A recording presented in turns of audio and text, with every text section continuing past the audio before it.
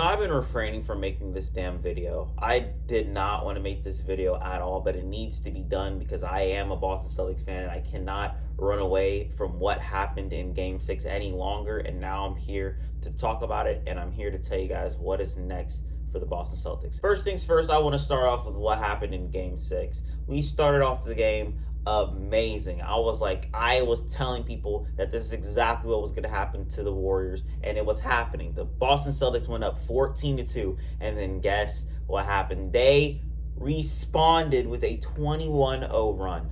21-0. The Golden State Warriors could not miss a shot, and the Boston Celtics couldn't get anything to go in the damn basket. They end the half on a 52-25 run, bro. And now I'm just sitting here in silence. What the fuck is going on with the Boston Celtics? This is not how our season should be ending. You feel me? And everything that the Boston Celtics did not want to happen happened all in that second half. I mean, we tried coming back. There was times where we went on our own run, and then next thing you know, a Draymond Green mid-range happened. Next thing you know, Curry comes down to court. Jordan Poole comes down to court. And they just completely opened the wound even more. And it was hurting me, bro. It was hurting me. More turnovers for the Boston Celtics. More careless passes. More careless turnovers. More of the ball slipping out of our hands. We couldn't make a damn shot. And now we lost. Game 6 was extremely hard to watch as a Boston Celtics fan. But you know what was even harder to watch? This man, Jayson Tatum, he ended the game with 13 points, had 2 points in the second half. And, I was saying in my preview video how these stretches that Jayson Tatum has cannot be happening in the NBA Finals because of these moments right here. And it sucks because I said that it reminds me of James Harden. James Harden was kind of doing the exact same thing. And I feel like that's what Tatum's going through right now. But the thing is, the scrutiny with Jayson Tatum needs to stop. Yes, he did have a bad NBA Finals performance, but I think instead of looking at this and seeing how bad this is, I think we need to look at all the shit that he did in the beginning of the playoffs. He went up against Kevin Durant in the first round and gave him the work. I'm talking about he outperformed Kevin Durant, one of the greatest players of all time. Next thing you know, we go up against the reigning champions, the Milwaukee Bucks, and then he gave Giannis, he outperformed Giannis. Game 6 in Milwaukee gets us 46-9. We go into Miami, and he's over here dueling with Jimmy Butler. Obviously, Jimmy Butler gave the better performance, but Jayson Tatum's team ended up getting over that hump, a hump that they haven't been able to get over since 2018, 17. Shit, a long-ass time, since 2010. And then he goes into the NBA Finals and he has a stinker, and now everybody wants to call him ass and shit, you know what I'm saying? I don't think Jayson Tatum is a bad basketball player for what he gave us, because he's young. So was the team. So was Jaylen Brown. They've never been there before. And I remember me saying that I wasn't, that worried about the experience because the Boston Celtics were going to pull out this win. And I really thought that we were, and we ended up not because Jayson Tatum, he didn't show up. But the thing is, I'm not going to hold him accountable for that because we weren't even supposed to be here in the first place. This team that started off 18-21 shouldn't have even been in the playoffs for as long as they were. This was a team at that time when they were 18-21 were projected to barely even make the play-in. We were the 11th seed. We snagged the first seed at one point. We go into the playoffs and then we overachieve. And then when we go up against one of the best players of all time in Stephen Curry, who I personally have as my 7th best player of all time, that's just me. We go up against that, one of the best dynasties of all time, a team that had 3 championships prior, who went against LeBron James in the NBA Finals. And we take them to 6 games, and then all of a sudden, Jayson Tatum gets so much scrutiny when I don't think he deserves it at all. Yes, he deserves criticism because he did play bad in the NBA Finals. And we lost because of that. That wasn't the main reason why we lost, and we're going to get to that in a minute.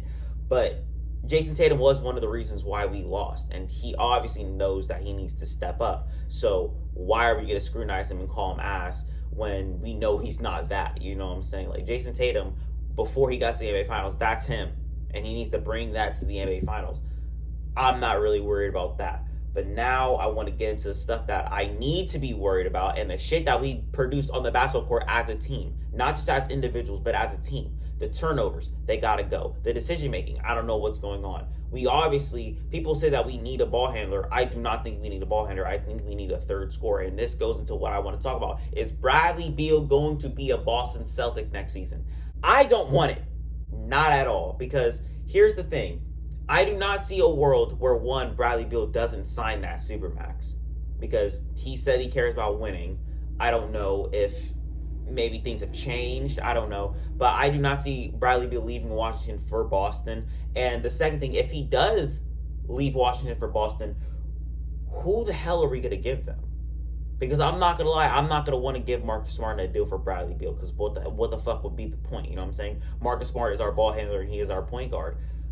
But then we also would probably have to give up Derek White in that deal as well, and I don't want to do that as well, because Derek White is just a jack of all trades. He can play, make the ball, he can shoot whenever he wants to. He needs to work on his shooting, because what he gave us that whole entire series was just nothing but stinkers. He can also defend at a very high level, which is our team's identity, and I don't know if Bradley Beal will be able to bring that intensity 82 games out of a regular season plus 16 more in the NBA Finals. You know what I'm saying? I don't know if he's going to be able to do that. And I think there has to be some sort of sign and trade. I'm not really sure. I don't really know like more about the free agency stuff, but I'm going to dive deep into that this offseason. But the thing is, I do not want Bradley Beal. I don't.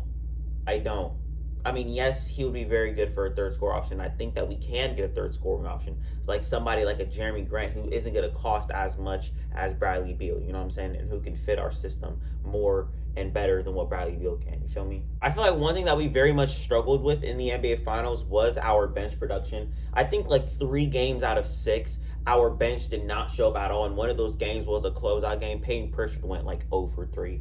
Derek White went 1 for 6. Grant Williams, I still haven't seen Grant Williams since the Milwaukee series. I don't know where he's at. Somebody needs to start a GoFundMe so we can, save him or some shit, or I don't know. We obviously need to fill out this team with shooters.